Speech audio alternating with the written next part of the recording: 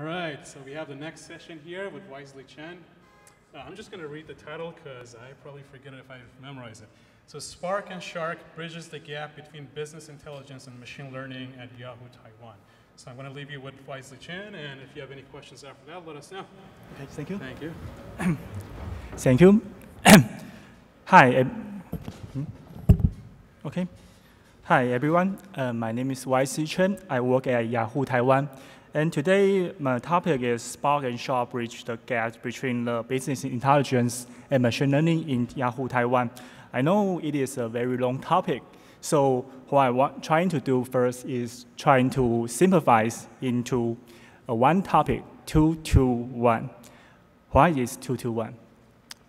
That is, in our Yahoo Taiwan data team, we have two types of product. One is the business intelligence product. The other one is the machine learning product. And we will have the two types of data. At first is the traffic data, which is stored in the HDFS.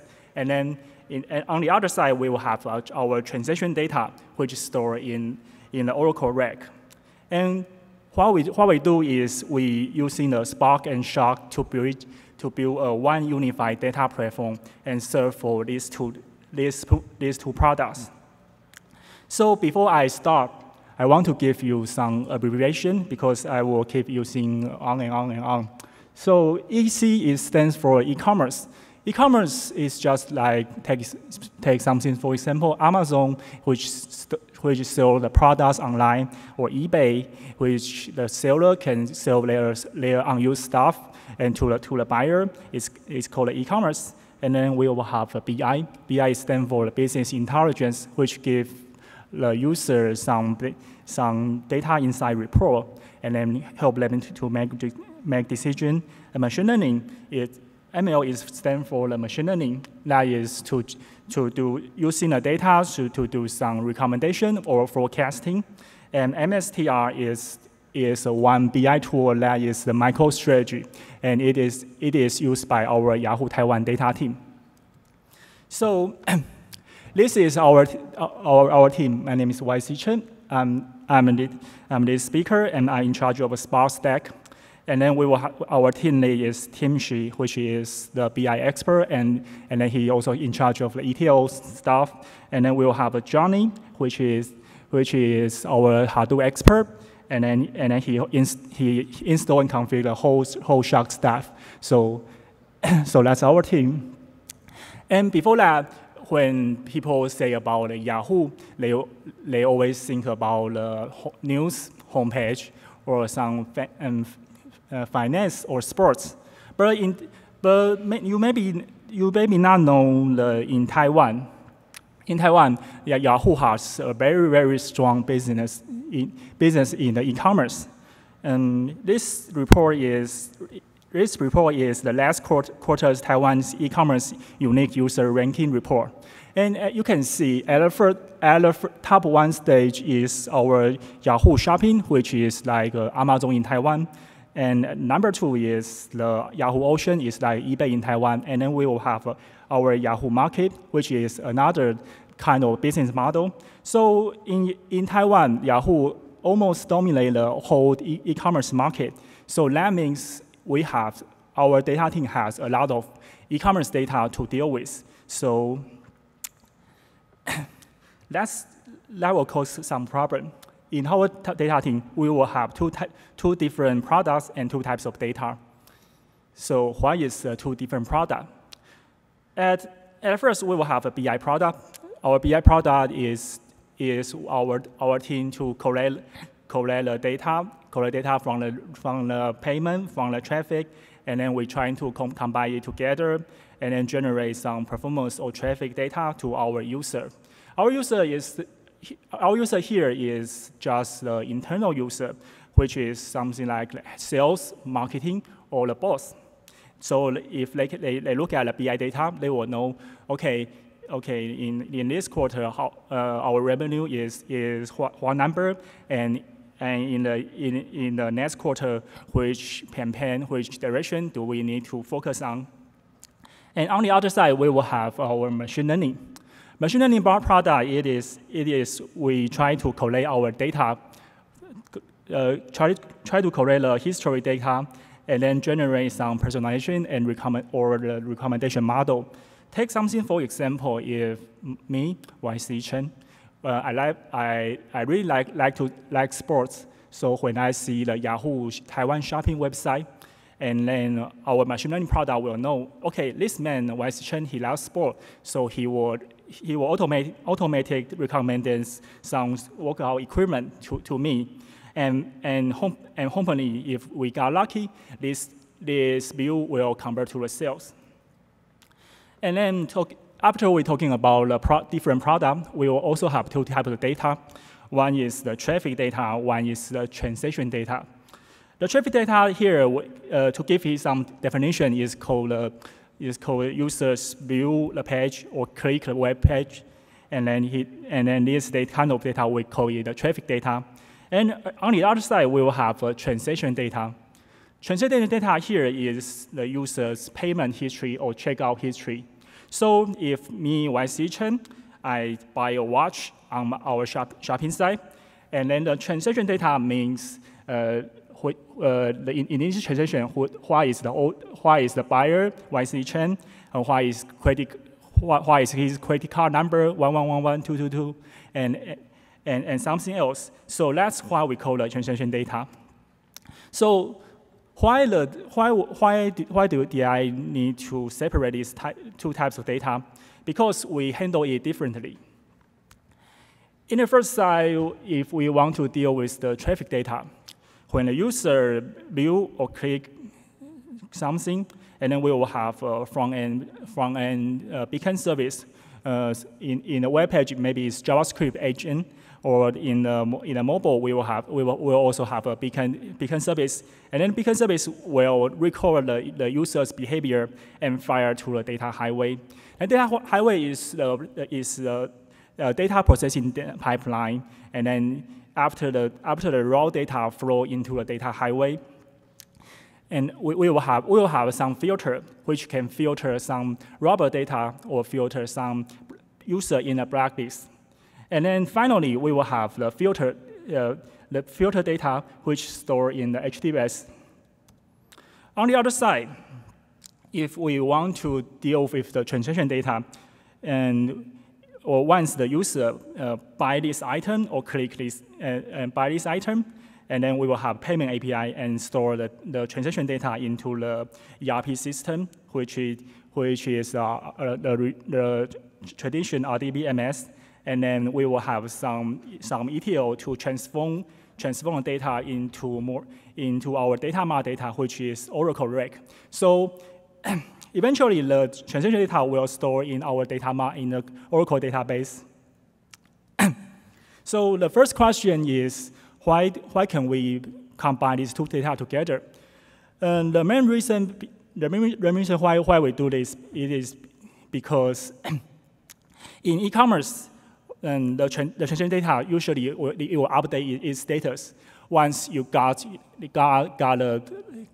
package from our side. Maybe you don't like it, maybe you want to cancel it. So, or maybe if you do some offline credit card authentication, or maybe the authentication is failed. So there is a lot of transaction status update. So it is not suitable to store the transaction data in the HDFS. So talking about that, why is our problem?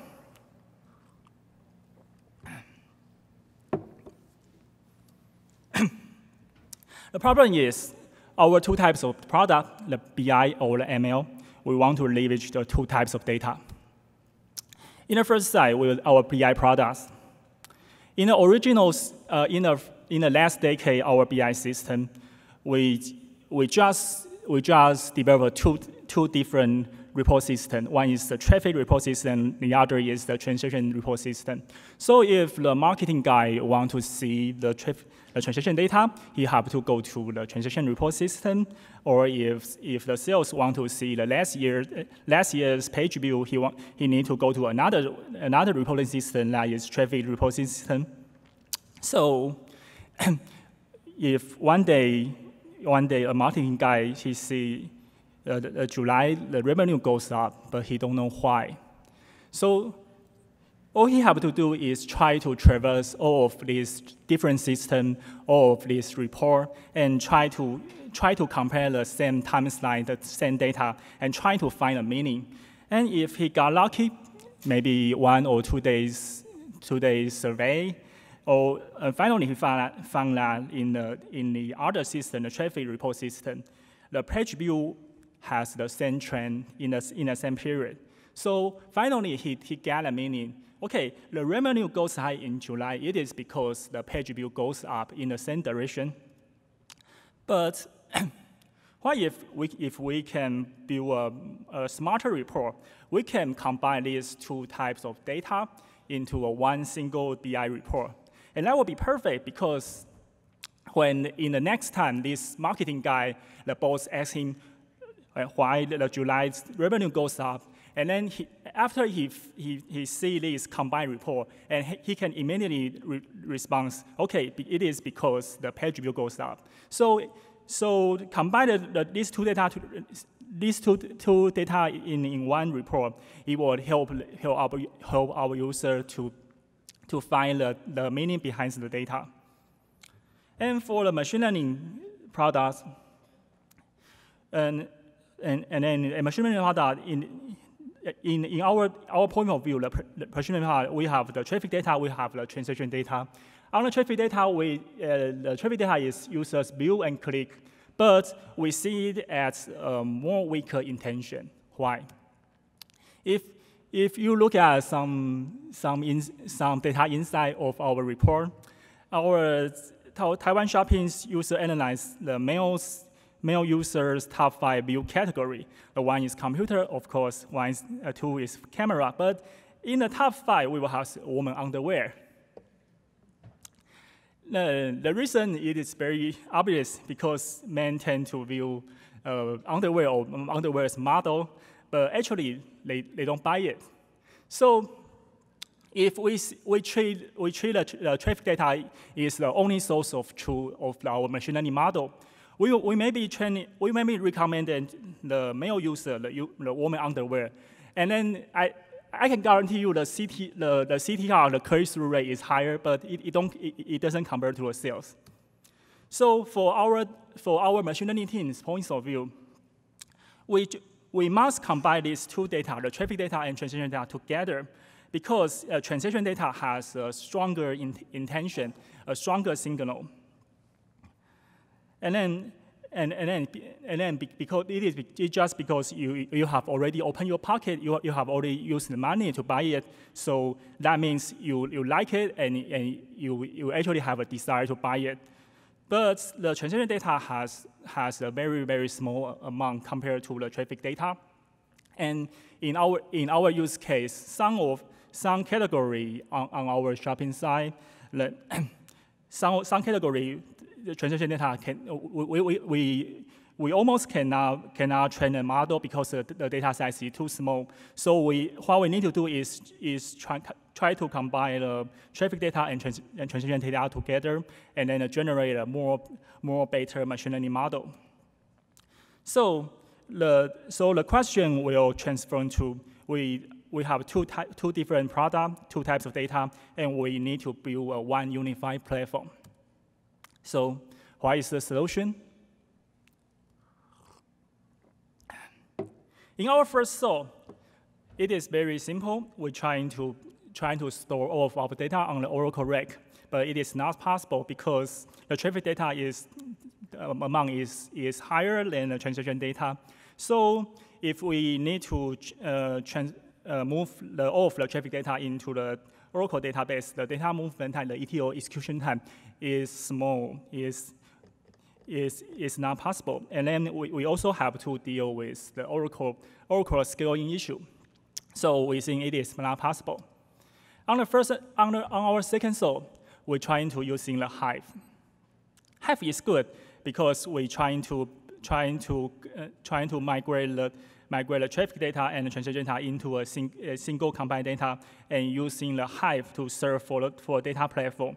So that means our BI report system, the MicroStrategy, can read the data from our data platform. And it is okay because Hive actually they handle the scale issue very well, and then you can connect MicroStrategy with the ODBC. And then the speed is okay. It is reasonable. The average response time is less than 20 seconds. So in this side, we already built one unified platform to serve for two types of data, but we just serve for our BI product. And this work,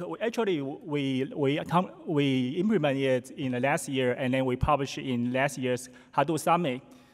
And just at that tree, we make a very exciting technology that is Spark and Shark. So we tend to turn our data platform into the Spark and Shark. So we replace the Hive with the Shark stack, and then we implement our machine learning model from the pig to the Spark. And then this is a more detailed architecture. So at first we would using the ETL to convert the traffic data and the transaction data and store into another HTTPS location, which is the combined data. And then for our machine learning team, we're using the Spark to directly read the combined data from the HTTPS. And then for our BI team, we're using the MicroStrategy ODBC protocol to connect to the Shark. And all of the Shark tables meta store are stored into the MySQL. So why do we, actually we implement this architecture just when we see the Shark technology. In almost 1 month and 2 months, we already make a decision to replace to a Shark. Why do we make the decision so quickly? Because from our point of view, the Hive and Shark they both can handle the scaling issue well, and MicroStrategy integration has no problem with the ODBC. And for our initial benchmark testing, the Hive speed is okay, and the Shark is much better. And then about the machine learning integration, and in the past, we know that the pig can connect to the Hive, but we don't have test that. But about the Shark, our machine learning team, we can just using the Spark form on the Shark. So the integration on the integration side, the Shark seems better. But Shark and Spark, it is not perfect. It still have some problem. And in the next session, I will talk you about some lessons we learned from our implement. We found that in some query very small in Shark 0.7, and that is the select count distinct group by. And then while we're trying to solve this, we try to rewrite the SQL on the BI tool. So we turn to the select count from and use the select subquery to avoid this situation. And we also found that in the Shark 0.8, this situation is improved a lot. So right now, this is not an issue anymore. And then we also found that if we trying to catch the table which is partition, and then we found that in Shark, its behavior it is small. So our strategy will become to if this table we want this table uncatched, we are using a partition. And if we want to catch this table, we will have an ETL and merge the table into one partition first and then catch it. So in this approach, we can avoid this problem. And the join is time consuming both in Shark and Hive. So what we do is we try in our ETL design, we trying to denormalize our table as much as possible. And then in our machine learning side, we found that the MLD version's AOS algorithm needs a lot of memory on a single node when the data is large. So what we do is we're trying to reduce the required feature on the AOS node, and then we're trying to build another specified Spark farm, which on each node has a very large memory. But it is not a perfect solution, and we're still trying to figure out is there any better solution to solve this. And then you have to configure your shark memories configuration very carefully, because in the initial stage of our product, we found that the shark sometimes the frequency is once per month or 6 weeks per month. The shark just hang with no reason.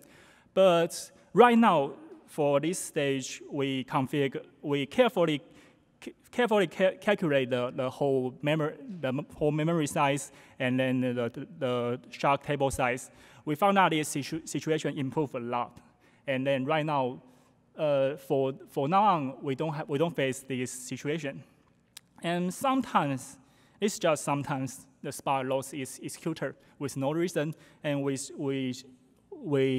still trying to figure out why this happens, and maybe somebody knows this reason. Maybe we can have a talk offline.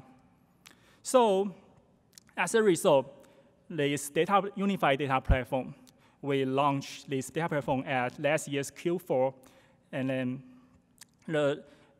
the Shark version is 0.8.1, and we will have some of our team's patch for some small issue, and then the overall speed improvement versus Hive. We don't do the full benchmark yet. But based on because it is a production product, so based on our user feedback and our performance log, it is almost 83% speed improvement in some important report. But the speed improvement is vary from the other result, and then we can build this platform which will have a better machine learning integration. And then in most of our machine learning cases, the Spark's machine learning training, it is much more faster than the MapReduce. So to be conclude, our Taiwan Taiwan data team, we have two different products. One is the business intelligence BI product, one is the machine learning product, and then we will have two types of data.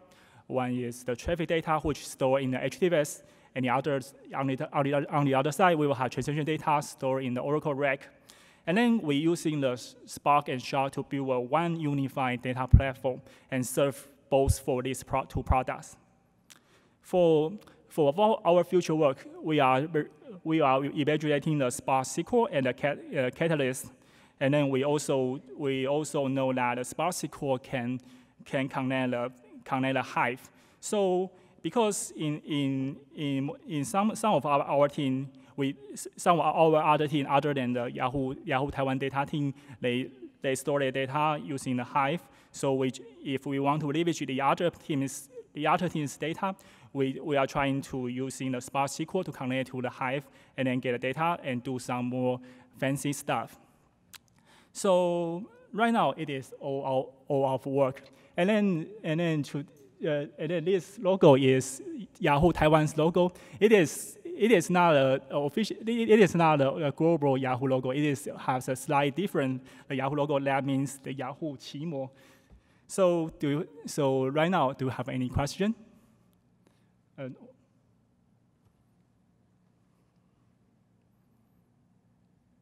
No? Oh, thank you. Thank you, guys.